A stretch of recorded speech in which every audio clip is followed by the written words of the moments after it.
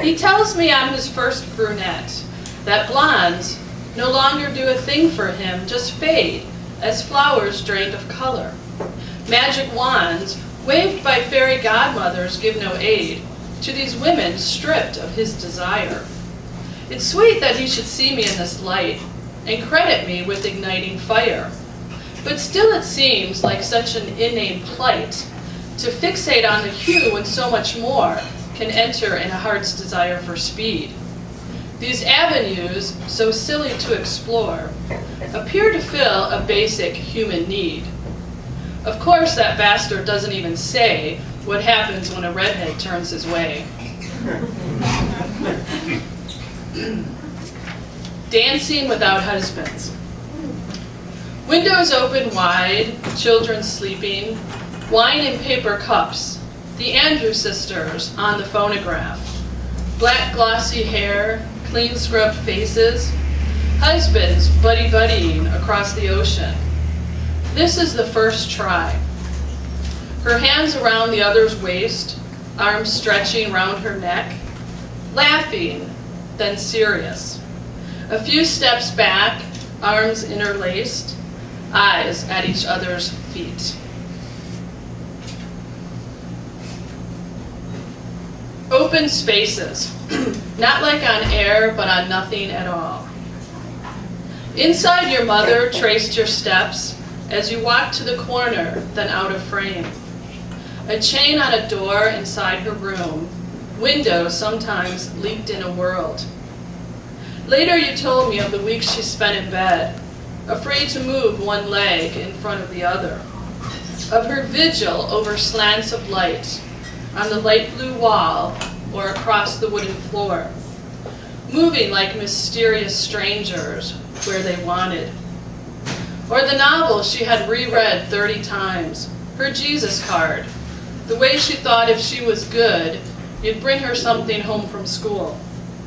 Summers would pick dandelions for her, and from beside the church, violet blue wisteria. The lady with cats. The lady with cats who lived down the block wore a house dress and slippers, read unblotted lipstick to the grocery store. For years we knew her French accent was fake. The copper-lit lamp hanging over the table was the moon we pinned hopes on. My mother, straight pins wedged between her teeth, two steely hairs on her chin, spread cheap, dark fabric on red formica, like a treasure map. Rapunzel, what happened? Rapunzel, what happened to your hair? Cropped tight against your own head, your black eyes deflect his stare. Out of the ash of 10 stories of mattress you emerge, scissors open, flowers in your hand.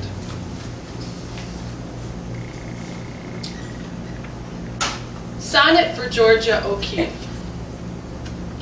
Your tan fingers probe a horse's bleached skull, or a cow's skull with calico roses, bone, keenly alive on the desert.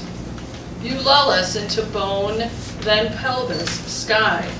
Alone, Stieglitz briefly stilled your hands, your fingers, pressed against your own breast, neck, into bark. Framed against its own work, your hand lingers on the deep whorls. Black hollyhock, blue larkspur, vision of New Mexico, flower to flower. Your beauty knew no kindness. In pelvis with moon, you sense the power in petals opening. Even blindness could not restrain your singular landscape of flower and bone, detailed line and shape. Lines after Josephine Baker.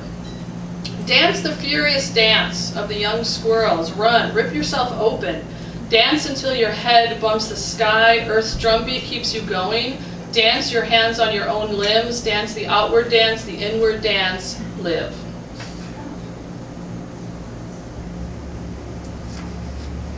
Susanna and the Elders. Part 1. Tintoretto saw her twice. First with leg extended toward a kneeling servant woman, other leg bent, an act of balance. to breast and belly tilted in slow pivot, as with arm uplifted, her fingers draw strands of hair apart. Dark eyes gaze at him and her unknown beholders. In the light of the open window behind leaves, two conspirators bend to receive the postured beauty we take freely. Part 2. Again, breasts and eyes bending toward a propped-up looking glass, she joins with us in looking at herself. Augmented detail, like rays of sun on water. As she curves toward it, the dark glass blends with the wall it leans against, becoming the embankment for her illuminated sea. As she sees the two thin men stalking from each side, she turns back to the mirror again, her picture, theirs, signifying nothing, as shocking as an unposed nude.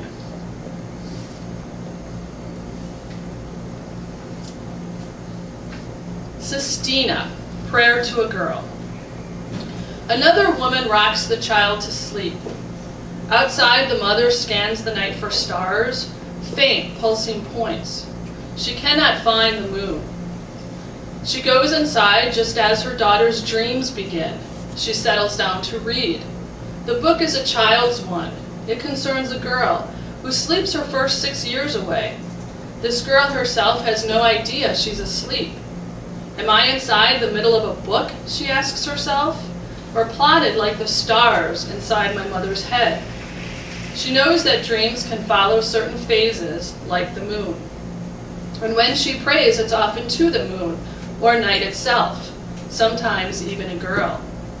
And so she finds the world a place where dreams are one with life, as in a wide-eyed sleep. The child who said, "Oh, come see the stars," the stretching out the middle of the book. On their heads, the young girls placed the same book, perfected their balancing act. Their moon-like faces so serious, their eyes not stars, but dim coins, each wishing another girl her fate.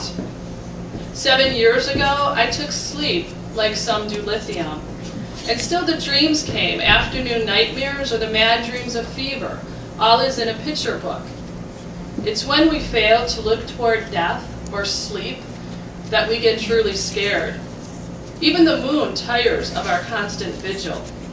The girl who loved to trace the patterns of the stars sends out distress signals. The blinking stars deflect her wishes. It's only in dreams that metaphors work. The upside-down book, the 13 ways of looking at a girl. Stretched on the windowsill, she sees the moon. She wants to fall into a dreamless sleep, as if in sleep she could go to the stars, or the full moon, as if her very dreams could write a book devoted to a girl. Pronoun-seeking antecedent.